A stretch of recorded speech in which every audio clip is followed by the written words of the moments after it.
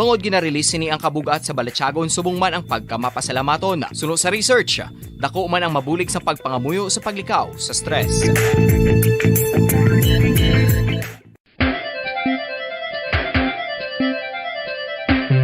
Talaba. Sino bala ang hindi maganahan magkaon sang talaba? Magluwas sa manamit sini nga sabor, ang talaba ang nagaunod man sa calories, protein, fat, vitamin D, thiamine, niacin, vitamin B12, iron, magnesium, phosphorus, zinc, copper, manganese kag selenium. Isa ini sa mga source ang high quality protein nga nagaunod sang siyam ka importante nga mga amino acids nga kinahanglan sang lawas sang tawo. Nagaunod man ini sa antioxidants nga maayo para sa atay. Apang ang pagkaon sang talaba ang mayara man sa mga risgo. Bangod nagaunod ini sa mataas nga amount sang zinc nga delikado sa kalawasan kon masobrahan. Ang pagkaon sini nga hilaw ang makatugaman sang bacterial infection kag makatugas sang diarrhea, pagsuka, hilanat kag iban pa nga seryoso nga kondisyon. Gani sa pagkaon sang talaba, kinahanglan hagan-hagan lang. Ang husto nga paggamit sang earphones o kon headphones. Kalabanan sa karon, ilabi na sa mapamatanon ang masaming nga nagagamit sang earphones o kon headphones sa tion sang nagausar sang gadgets. Apang, ano bala kalawig ang aton paggamit sang earphones kag headphones? Nakahibalo bala kamo mga kabombo nga ang tuman kalawig nga paggamit sini ang makatugas ang ear noise o kon acoustic trauma? May pila naman ka tips nga makabulig agud mahalungan naton ang aton dulunggan kag pamatinan. Dapat nga ipabilin nga yara lang sa 60% ang volume sang aton nga mga earphones o kon headphones. Likawan nga masobra sa 4 to 5 ka oras ang tayuyon nga paggamit sang earphones o kon headphones. Magtala na sang 15 minutos nga break matapos ang 1 ka oras sagud nga makapahuway ang aton palamatinan. Masami nga tinluan ang earphones o kon headphones kag mas maayo nga gamiton ang duha ka earpiece sang aton nga mga earphones.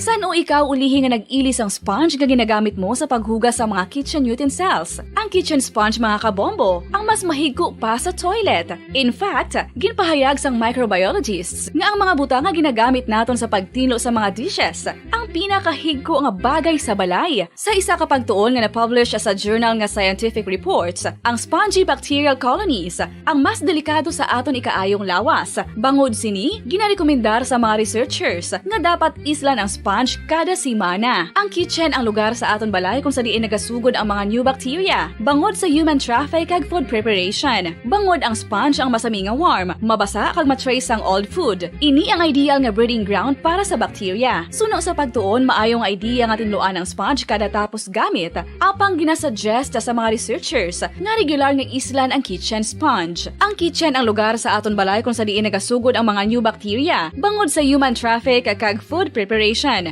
Bangod ang sponge ang masami nga warm, mabasa, kag may trace ang old food. Ini ang ideal nga breeding ground sa para sa bacteria. Suno sa pagtuon, maayo nga idea nga tinluan ang sponge kada tapos gamit, apang ginasuggest sa mga researchers nga regular nga islan ang kitchen sponge. Yari na ang isa sa nakapabaylo kag nakabaton sang brand new radio set with AM and FM band kag 1,000 pesos cash. Nagikan sa Bombo Radio Bacolod. Ko si Anisito Delicano, taga Libertad Extension, Bacolod City. Nagbabaylo ko sang radyo nga ginatag sapon sang Action Radio kay nagaungot sa ilalang estasyon. Hindi ko kapamati sang iyasang bumbo, mga lapit naman sa katuig ni nga ginatag nila sa akon. Amo na mo lang ni ang imo nga mamatian ang Action Radio lang. Amo ini nga radyo ang ginapangatag nila. Gindala ko di sa bumbo kay pabayluan ko sang iyasang bumbo nga radyo nga wala sa ungot sa isa lang ka estasyon. Kag manami kay bag-o, kag wala guba, may suga pa. Kag ang 1,000 nga ginatag sang bumbo. Napasalamat gid ko kay may nagbakal na kusudan. Sing una ga vendors ko ti kay ginkakasama kami sa Libertad. Di way nakukan sa balay na lang ang akon bata ang mga nagasuporta sa akon. Ay bakal ko bulong may ano ko may apo ko kag taas akon sugar. Nga pasalamat gid ko sa Bumbo Radio sang ginatag nila nga 1,000 kag ang radyo. Salamat gid. Basta Radio Bumbo #1.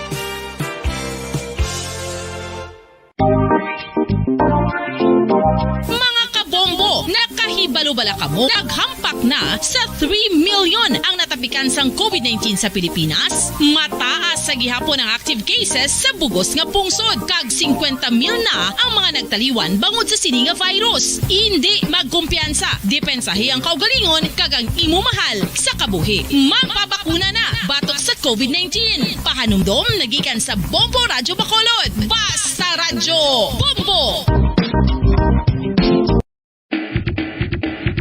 Mga kabombo, madamo gid ang pagkaon apang ano bala. Ang dapat himuon kung may matabo sang suspected foodborne illnesses. Kung may matabo nga suspected foodborne illnesses, dapat i-preserve ang mga ebidensya. Kung may bahin sang suspected food nga nabilin, taguon ini. Putson sang maayo kag ibutang sa freezer. Magpabulong sa gilayon. Kung ang sintomas nagapadayon o kung nagalala, gilayon nga magkadto sa doktor agud magpakonsulta. Hindi man magkalipat nga i-report ang insidente sa local health department.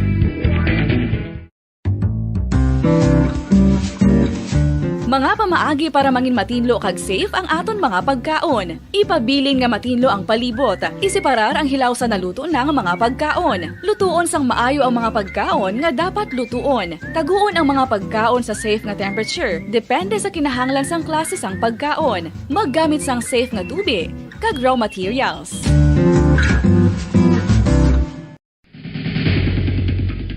Ang food safety ang nagagarantiya nga ang pagkaon hindi makatugas sang anuman nga halit sa consumers o kung makakaon sini, samtang ini ang ginahanda o kung nakaon. May ara man sa ginatawag food and waterborne diseases o kung grupo sa mga balatian, tugas ang anuman nga infectious o kung non-infectious agents. Ang mga masunod ginakabig common causes ng food and waterborne diseases. Unsafe nga ginahalinan sa ginainom nga tubig, improper disposal of human waste, unhygienic practices, unsafe food handling and preparation practices.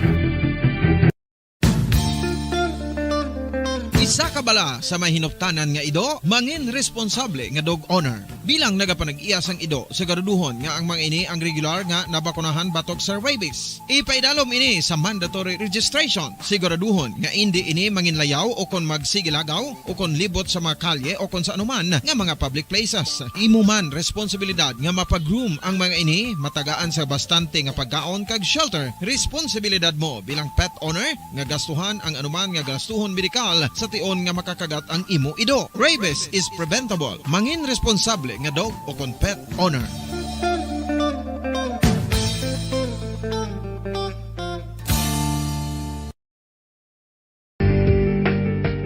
Kinahanglan mo bala nga mag-recharge? Hindi mo na kinahanglan nga magsalig pa sa caffeine. Bangod ang pag-power nap ang makapaboost sang memorya, cognitive skills, creativity, kag energy level. Ang power nap o kon cat nap ang pagtulog sang malipot nga oras kag may tinutuyo nga i-revitalize ang isa ka persona. Masami ini nga nagadugay sang 15 to 20 ka minutos ginahimo kun udto o kun hapon. Santo sa pagtuon, mas mangin alerto ang isa ka persona kung maka-power nap ini. Nagapabuhin man ini sang stress kag nagapa-improve sang cognitive functioning. Isa ini kapamaagi agud nga ma-refresh ang utok sang tawo kung ginakapoy. Magluwas diri, nagapanubo man ini sa risgo sang heart disease. Oral disease, nagapadayon nga seryoso nga public health problem sa Pilipinas. Ang prevalence sang dental caries sa mga permanent teeth ang nagapabilin nga mataas sa 90% throughout the years. About 92.4% sa mga Filipinos ang may tooth decay, kag 78% ang may gum disease o kon periodontal diseases, santo sa report nagikan sa DOH. Bisan pa nga ini ang preventable o kung matapna, ini nga balatian ang nagapekto sa halos kada Filipino at one point or another sa iya nga pagpangabuhi. Ang pag-practice sang good oral kag dental hygiene kaangay lang sa paghalong kag pagtatap mo sa imo kaugalingon. Nagatap na ini sang bad breath, tooth decay, gum disease, resulta ang healthy nga baba. Ang healthy nga baba ukon mouth maayo nga indicator nga maayo man ang imo lawas. Gani halungan gid ang aton nga dental health.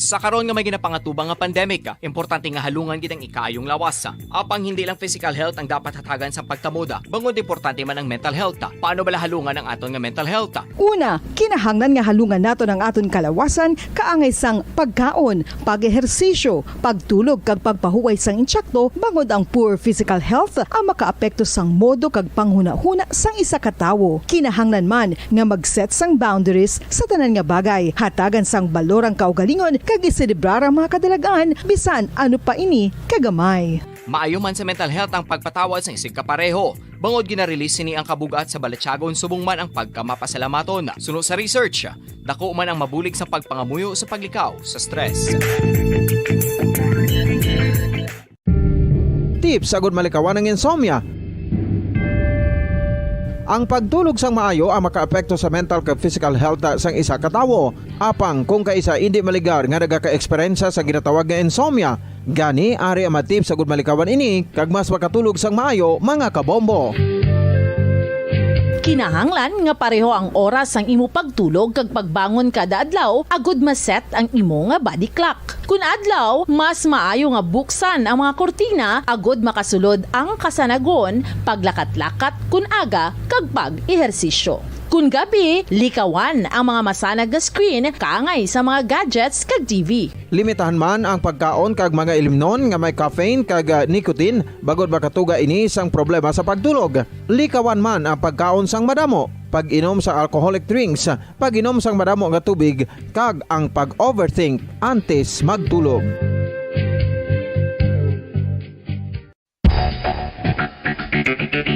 Ang husto nga paggamit sang earphones o kon headphones. Kalabanan sa karon, ilabi na sa mapamatanon ang masami nga nagagamit sang earphones o kon headphones sa tion sang nagausar sang gadgets.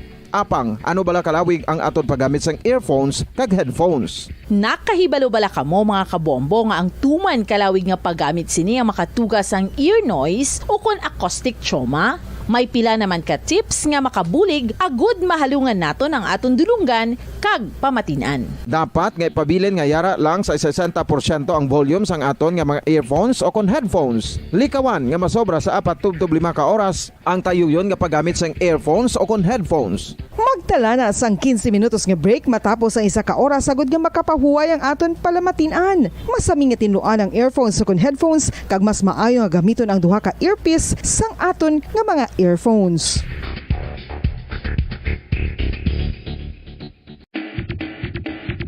Mga kabombo, madamo gid ang pagkaon apang ano bala? Ang dapat himuon kung may matabo sang suspected foodborne illnesses. Kung may matabo nga suspected foodborne illnesses, dapat i-preserve ang mga ebidensya. Kung may bahin sang suspected food nga nabilin, taguon ini. Putson sang maayo kag ibutang sa freezer. Magpabulong sa gilayon. Kung ang sintomas nagapadayon o kung nagalala, gilayon nga magkadto sa doktor agud magpakonsulta. Hindi man magkalipat nga i-report ang insidente sa local health department.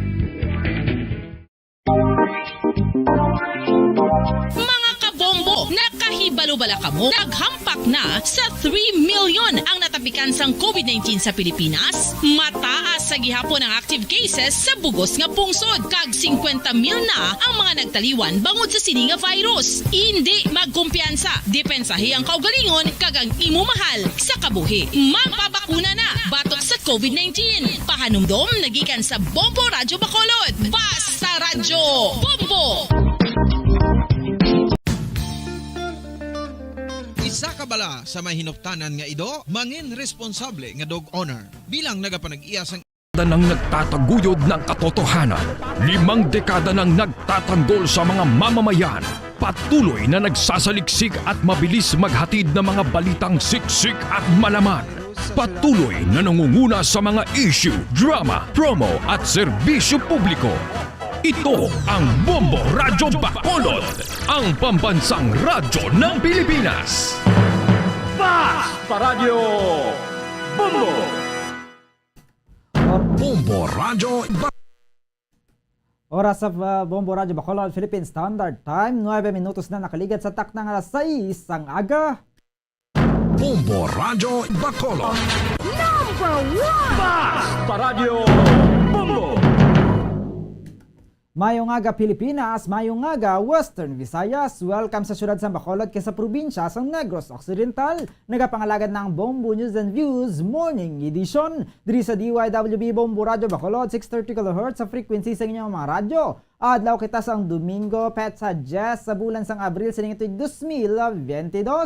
29 kaadlaw na lang nang nabilin mga kabombo antes ang 2022 national and local elections. Kakaroon kadto na kita sa aton nga mga headlines para sa aton nga top story of the day. Tatlo ka lugar sa Eastern Visayas ginpaidalom sa alert level 1 bangod sa tropical depression nagaton. Samtang sa ato naman nga balita lokal, obispo sa Diocese of Bacolod may mensahe kadungan sang unang nga adlaw sang Semana Santa. Mga drivers sa pampubliko nga salakyan sa syudad sa Bacolod pabor sa random drug test. Mga scammer nga nagpakilalang katapos ang religious group nga nangilkil sa nagapapili sa konsihal sa Negros Oriental, arestado. Pagkasunog sa mayor's office sa Banwa sang Isabela, tugas ang short circuit. Samtang sa balita national, araw ng kagitingan kahapon, ginhalad para sa mga World War II veterans, COVID-19 frontliners, kag OFWs. Sa 61 ka mga public utility vehicle drivers nagpositibo sa illegal nga droga sa ginpatigayon nga Oplan Harabas sang PIDEA. Mas bate, gintayog sang magnitude 5 nga linog kahapon sang hapon. Presidential candidate Manny Pacquiao ginreject ang proposal nga endorso si Senator Soto bilang iyang vice presidential candidate. Sa balita sa international, Philippine Embassy sa Israel nagapanugyan sa mga Pinoy nga maglikaw sa matawo nga lugar matapos ang terrorist attack kahapon. Gobyerno sa Japan ginpahalin sa pungsod ang Russian diplomats. Pagbomba sa railway sa Kramatorsk, Ukraine, nagaresulta sang 52 nga napatay, sing 99 ang pilason. Sa balita sa negosyo, ikaduha nga sunod-sunod nga rollback sa produktong petrolyo, lauman sa masunod nga semana. Sa balita sa hinampang UP basketball player Rizzy Rivero, nagsinggitan sang Will You Be My Girlfriend sa aktres nga si Andrea Brillantes matapos ang hampang sa MOA Arena kahapon. Aktres nagsabat pagi sa t-shirt. Balita sa entertainment, Hollywood star Jennifer Lopez ginanunsyar nga liwat nga na-engage sa ikaduha nga beses sa aktor nga si Ben Affleck. Sa balita espesyal, trabaho nga paglantaw sang dokumentary sa matuod nga krimen, pila bala ang sweldo.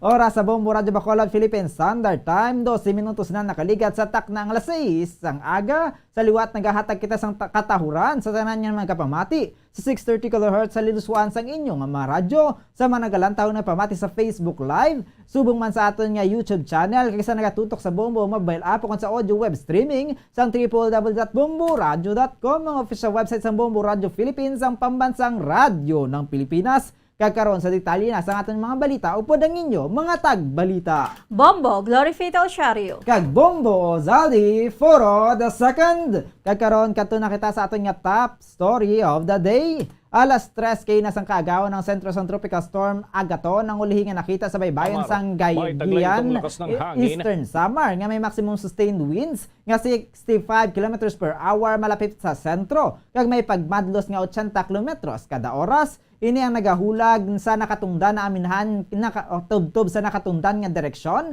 sa 10 km kada oras. Samtang low pressure area o ng LPA ang ulihi nga nakita sa 415 km west-southwest sang Puerto Princesa City, Palawan. Sa ikipay nakaulihi nga advisory sang pag-asa yara sa signal number 2 ang nagbagatnan nga bahin sang Eastern Samar nga nakripan sang Gayan, Mercedes, Salcedo, Ginapundan, Gipurlos, Balanggica, Balanggica, Lawaan, General MacArthur, Hernani Lorente, kaga extreme southern portion sang Samar, sa Marabot, sa Visayas samtang sa signal number 2 naman ang naminhan nga bahin sang Dinagat Islands nga ginalakipan sang Loreto kag Tubahon sa Mindanao kag signal number 1 ang nabilin nga bahin sang Eastern Samar, nabilin nga bahin sang Samar, Northern Samar, Biliran Leyte, Southern Leyte kag Camotes Island sa Visayas samtang sa Surigao del Norte kag nabilin nga bahin sang Dinagat Islands sa Mindanao. Ang Northern Luzon ang maka-eksperyensa sang may kasarangan tubtub sa mabasog nga huyop sang hangin.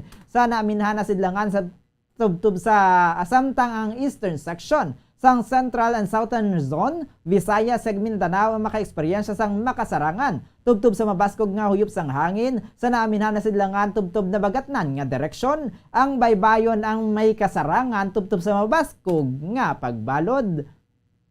Oras sa Bombo Radyo Bacolod Philippine Standard Time, 14 minutos na nakaligad sa tak ng alas 6 ang aga. Karon sa ilo naman kita sa detalye na sang ato nagapangunang nga balita lokal. Sa subong nga adlaw sang Domingo de Ramos, tanda sa pagsugod sang Semana Santa, kung sa diyan ang pagdumdum kaga paghiwat sang katapusan nga mga inadlaw sang kabuhi sang Ginoong Hesukristo. Kay diri man sini natuman kay natapos ang misyon nga ginhatag siya sang Dios nga Amay nga amo ang pagluwas sang katawhan. Ini ang paagi sa kasakit, pagkamatay, pagkabanhaw nga masami nga mabatian sa liturhiya. Kay gini ang ginatawag nga Paschal Ministry, ang Passion of Death and Resurrection sang Ginoo kung sa diin kita ang naluwas sa aton nga mga sala. Bangod sa mga inadlaw sang Semana Santa, kita ang natubo sa aton nga mga sala, ginakabig sang simbahan Katolika nga ini ang pinakabalaan nga mga inadlaw sang aton nga pagtuluhan. Kadungan sini ginapangabay ni Bishop Patricio Buzon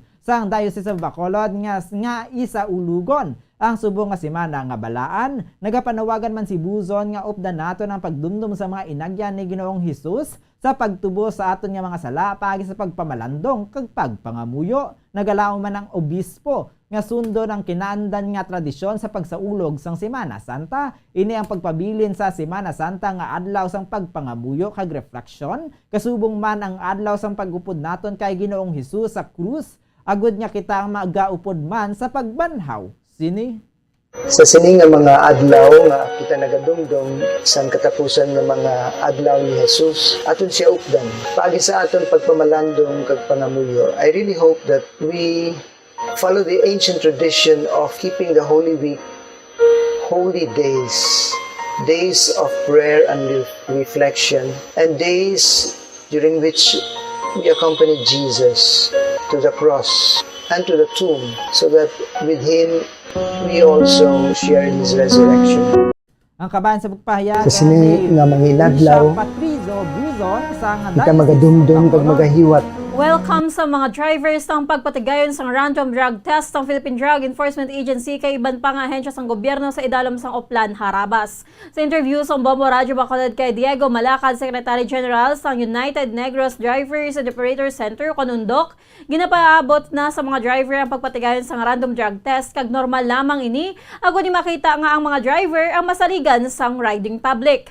Ginpahayag man ni Malacad nga willing man ang mga driver sa pagpaidalom sa random drug test nga nipatigayon sa ahensya sang gobyerno. Ginaengganyo man siniyang tanan ng mga driver sa probinsya sang Negros Occidental, kasubong man sa syudad sang Bacolod nga makigbahin sa random drug test. So kay Malacad paagi sa pagpakigbahin sa mga programa sang gobyerno kag papakita nga ang mga drivers ang nagasunod sa mga pagsulundan. Sili.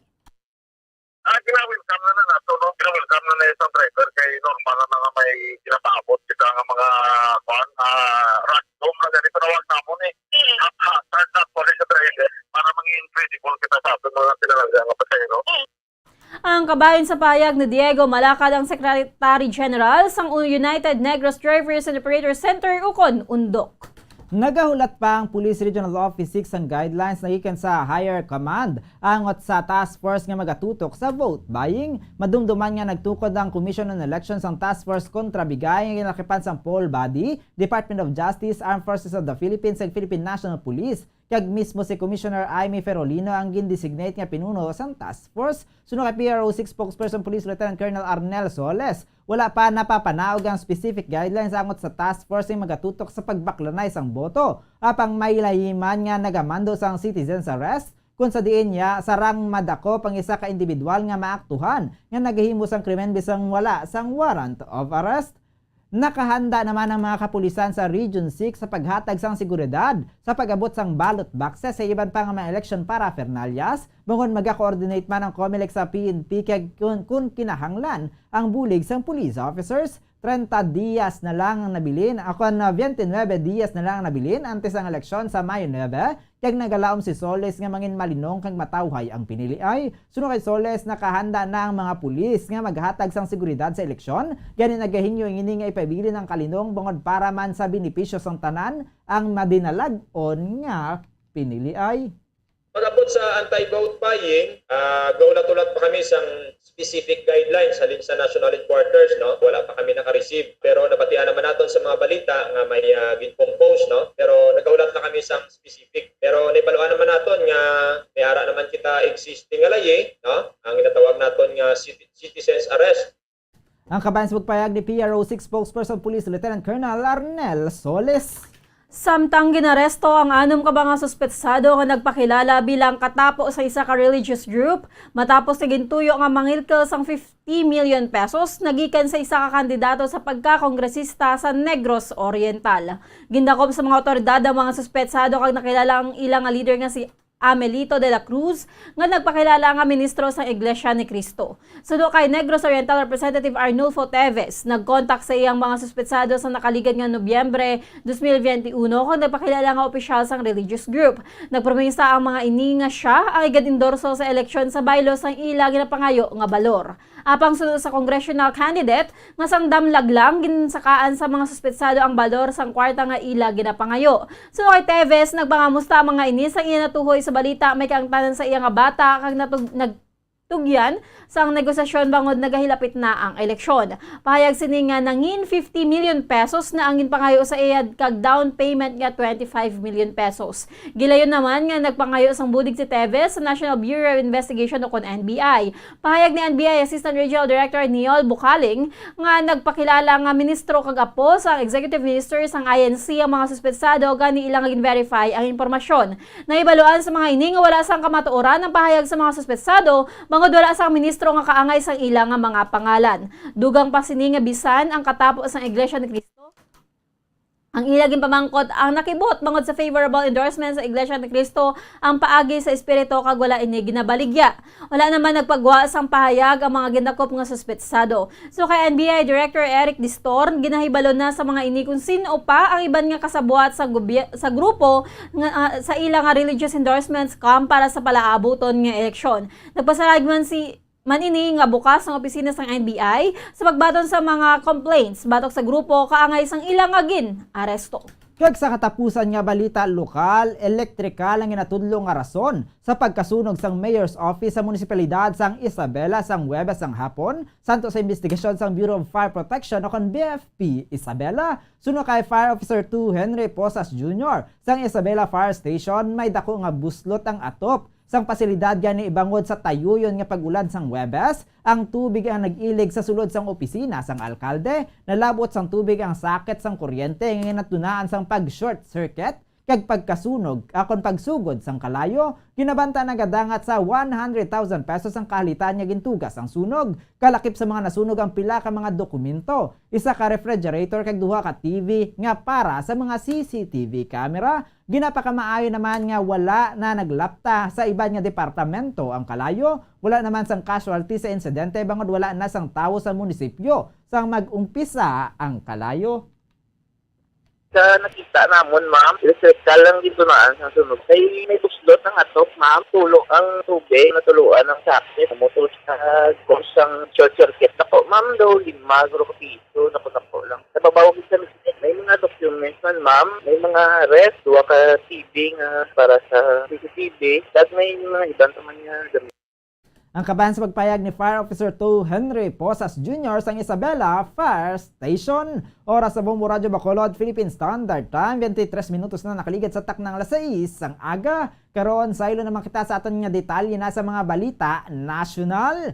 Ginpa si Dunggan ang mga World War II veterans, COVID-19 frontliners sa overseas Filipino workers o OFWs kahapon sa pagkomemorar sang Pilipinas sa Araw ng Kagitingan o Day of Valor. ginhatagan pa si dungog ni Defense Secretary Delfin Lorenzana ang mga soldado nga nakigbato kay nagsakripisyo sa ilang nga kabuhi agod nga maproteksyonan ang kahilwayan sa pungsod. Sa statement gipahayag sang opisyal nga dapat matanom sa tagay-pusoon sa mga ordinaryo nga Pilipino nga nakigbato kag nanindugan sa nasambit nga okasyon sa tiyon sang ilang mabudlay nga sitwasyon. Sadto pangabay pa sini nga ang kalayo nga sang pagkabaganihan nga nagadabdab sa ilang mga tagipusoon ng padayon man nga magdabdab sa aton kag sa mga masunod pa nga henerasyon sang mga Pilipino. Ginkilala man ni House Speaker Lord Aran Velasco ang mga modern day heroes kangay sa mga dedikado nga mga COVID-19 frontliners kag mga mapisan nga mga OFW kasubong man ang mga soldado. Payag pa sini nga kulang pa ang pagpasalamat sa ilang nga selfish act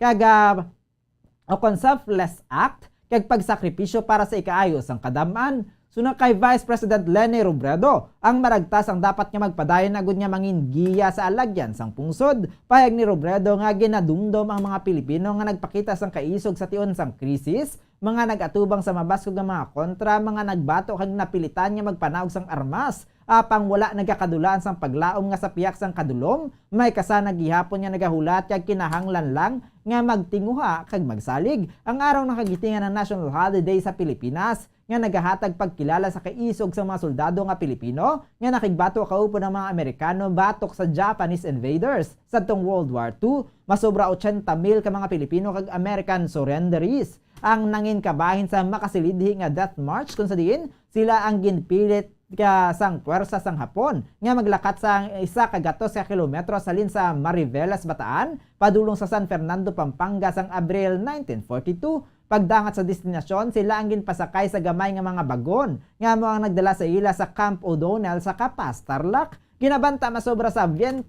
ka mga tawo ang napatay sa nasambit nga death march. Sang 1945 ang Pilipinas ang nakaangkon sang kahilwayan gikan sa pagsakop sang mga Hapon. Samtang kabugusan nga sa 61 ka mga drivers, mga konduktor kag mga dispatcher sa public utility vehicles ang nagpositibo sa illegal nga droga antes pa man ng Holy Week Santo sa Philippine Drug Enforcement Agency kahapon.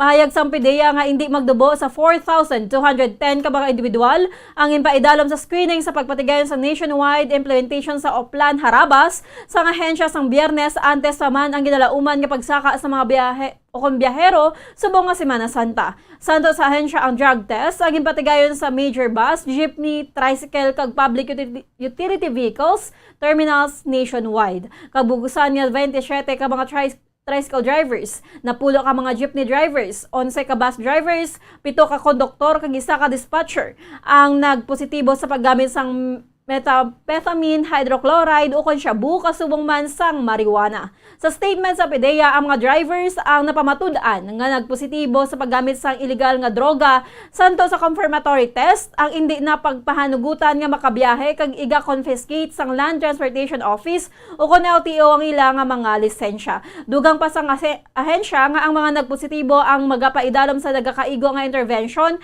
kag reformation program sa nga ipagatigayon sa tagsa ka mga lokal nga barangay anti-drug abuse councils o kon BADACs antes nila mabawi ang ilang mga lisensya. Ang PDEA ang nagpatigayon man sa K9 sweeping operations sa public transport terminals kalakip na sa mga high-risk airports kag seaports sa bungsod agol nga ma-detect kung may illegal nga droga nga dala ang mga pasahero. Nagtayog sa northeast ang Masbate sa ang magnitude 5 nga linog santo sa report sa Philippine Institute of Volcanology and Seismology o PHIVOLCS kahapon sang hapon. Ang linog ang natabo alas 5:44 sang hapon, 9 ka kilometros gikan sa northeast ang banwa sang Dimasalang sa Masbate. Ang pagtayog ang natumod nga tectonic in origin kag may kadalumon nga 3 kilometros. Ini ang nabatyagan sa Dimasalang sa intensity 5, samtang intensity 4 naman sa Katayngan kag Palanas, Masbate. Nabatyagan naman ang intensity 3 sa Masbate City kag Uson, Masbate. Ini ang nabatyagan man sa instrumental intensity 3 sa Masbate City, intensity 1 sa Legazpi City, Palo sa Calubian, Leyte, Rojas City kag Sorsogon City. Apisar nga wala sang kahalitan nga ginalauman, gintugas ang linog, malauman naman ang mga aftershocks.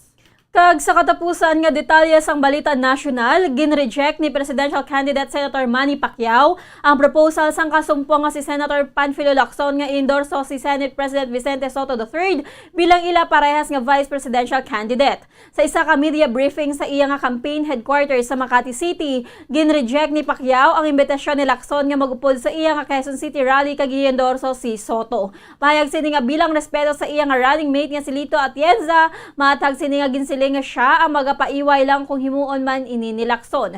Dugang pa ni Pacquiao nga hindi nagakaigo nga kadto ini kay Soto sa rally bangod siya ang may vice presidente pa. Pahayag pa sang senador nga dapat respetuhon man ang mga ini si Atienza. Apang ginatagman ni Pacquiao nga wala sila ginadula ang posibilidad sang pagpatigayon sang dialogo kaupod kay Soto natuhoy sa ilang nga political plans. Patag sini nga dapat istoryahan ang kaangay nga mga butang bilang respeto sa ginasaligan sini nga vice presidente nga si Atienza kag hindi na dapat palawigon pa ang diskusyon. Gindayon naman ni Pacquiao ang kampanya sini sa Manila kahapon kung sa diin sila ang nag-motorcade sa Divisoria area kag kapot ang community forum sa Happy Land Open Court sa Tondo. Oras sa Bombo Radyo Bacolod, Philippine Standard Time, 29 minutos na nakaligid sa taknang alas 6 ang aga. Karon sa na naman kita sa detalye na sa ato nagapanguna nga balita sa luwas ang pungsod. Una kita sa Israel. Ginpaig sang isa ka Pinay sa pungsod Israel nga normal ang ilang sitwasyon sa nasambit nga pungsod sa piyak sang terrorist attack nga nagluntad didto. Suno kay Alona Yunting. Normal ang ilang paggiho didto apisar sang pagpang-atake. Suno kay Yunting hugot lamang ginapahanumdom sang Philippine Embassy sa mga Pinoy nga likawan mga matawo nga lugar nga ginakadtuan sa mga Israel bangod sila ang target sa pagpang-atake. Sunod diri nagapadayon ng ilang nga trabaho kag day off. Ginpayag man sini nga nagaduda ang Israeli government sa karon nga mayara sang kontak sa sulod sang Ukraine ng mga Palestinians matapos ang pagpang-atake. Nahibaluan nga duha ang napatay bangod sa pagpang-atake sa Tel Aviv.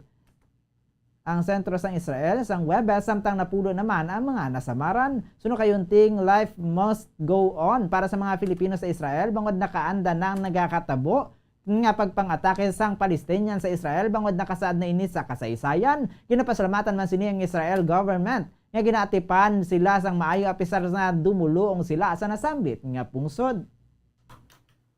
Samtang sa Japan, gipahayag sa Japanese government kay ila pahalinon sa pungsod ang 8 ka Russians kalakip na ang mga diplomats bilang kabahin sa pag-ugyon sa efforts ng Estados Unidos kag mga European countries nga hugot nga ginkondenar ang pagpamatay sa Moscow sa madamo nga inosente nga sibilyan sa Ukraine. Gipahayag ni Prime Minister Fumio Kishida nga ang desisyon sa ginhimo bangod sa sitwasyon sa karon sa Ukraine apang wala sini ginadetalya pa ang first expulsion sa Japan sa mga Russian diplomats bangod sa krisis sa Ukraine. Apisar nga ang Russia ang nalantaw nga magapatigayon sa countermeasures kaangay sa pagpadala sa Japanese diplomats pabalik sa pungsod.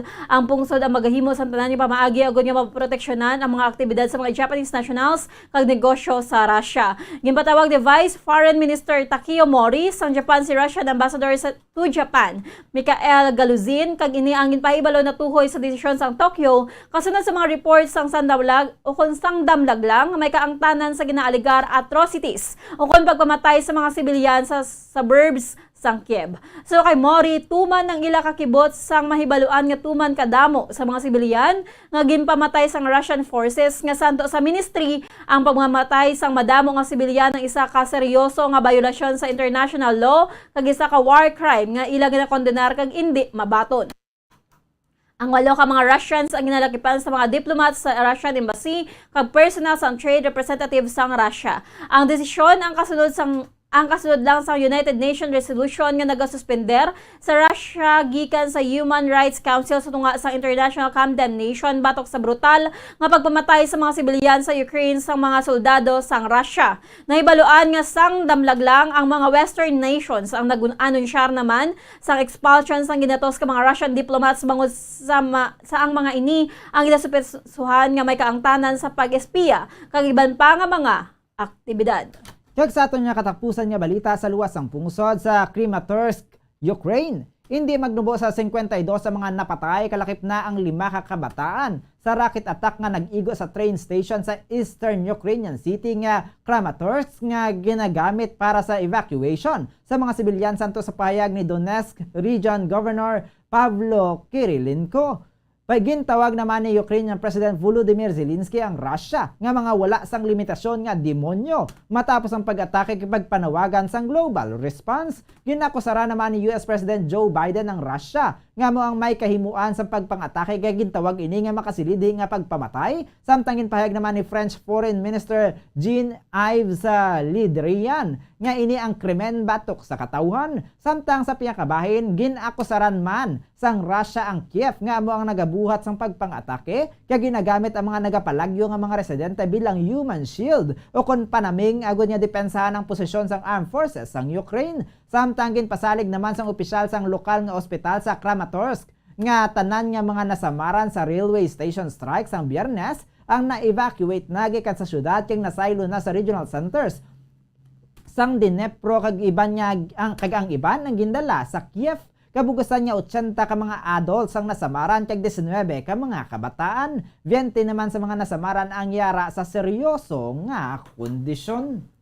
Samtang sa balita sa negosyo, sa ikaduha nga sunod-sunod nga semana, liwat nga magapatuman sa rollback sa presyo sa produktong petrolyo. Ginabanta piso tubtob 1.20 kon 1 pesos and 20 centavos ang pagnubo sa presyo sa kada litro sang gasolina, 30 centavos tubtob 50 centavos sa litro sang diesel, kag 2 pesos and 80 centavos tubtob 3 pesos sa kada litro sang kerosene.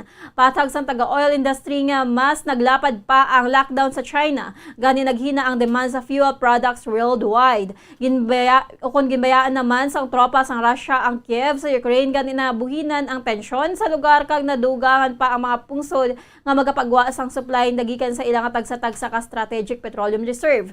Sa payak sini nagdangat na ang net increase sa 26 pesos sa kada litro sang diesel, 16 pesos sa kada litro sang gasolina, kag 24 pesos sa kada litro sang kerosene. Samtang sa foreign exchange rate, ang US dollar ang may baylo nga 51 pesos and 38 centavos, ang Hong Kong dollar ang may baylo nga 6 pesos and 55 centavos, ang Singaporean dollar ang may baylo nga 37 pesos and 75 centavos. Ang Saudi Arabian Riyal ang may baylo nga 13 pesos and 70 centavos. Samtang ang Euro ang may baylo nga 55 pesos and 91 centavos. Ang average nga presyo sang produktong petrolyo nagikan sa Caltex, Shell kag petroleum stations, ang unleaded ang mayara sang 67 pesos and 55 centavos tubtob 76 pesos tubtob and 50 centavos. Ang premium ang nagabalor sang 68 pesos and 30 centavos tubtob 69 pesos and 45 centavos.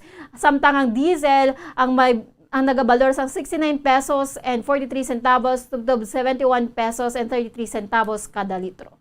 Samtang sa ato naman nga balita sa hinumpang, ginsurpresa sa University of the Philippines basketball player nga si Rizy Rivero ang mga tumalanaw sa Mall of Asia kon MOA Arena kahapon. Kasunod sang mensahe sini para sa aktres nga si Andrea Brillantes, ang 6'1" shooting guard ang nagpasalamat sa mga tumalanaw sa pag-cheer sa Fighting Maroons anti-sinigid pamangkot si Brillantes sang Will You Be My Girlfriend?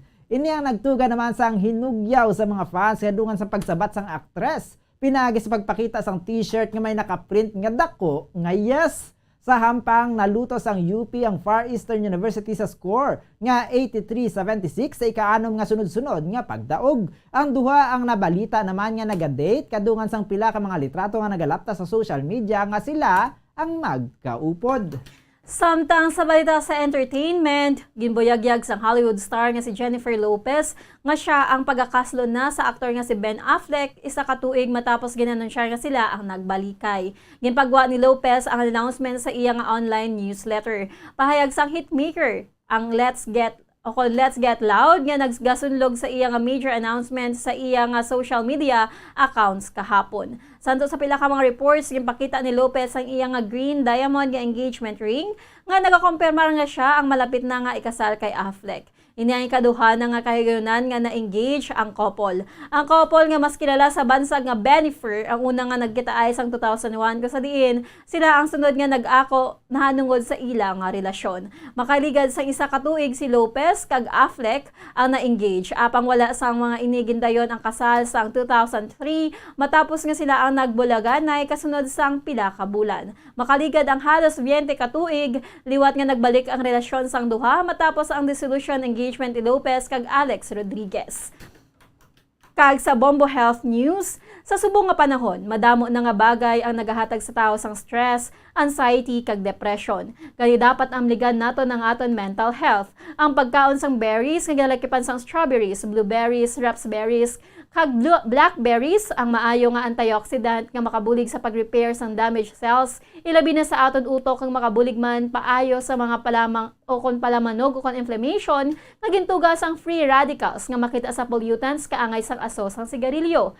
Ang antioxidants nga makuha sa berries ang makabulig man sa pagdula sa mga sintomas sang anxiety kag depression. Dugang mga benefits nga makita sa berries ang polyphenolics ini nga ini ang nahibaluan nga maka-improve sang aton memorya, concentration kag attention span.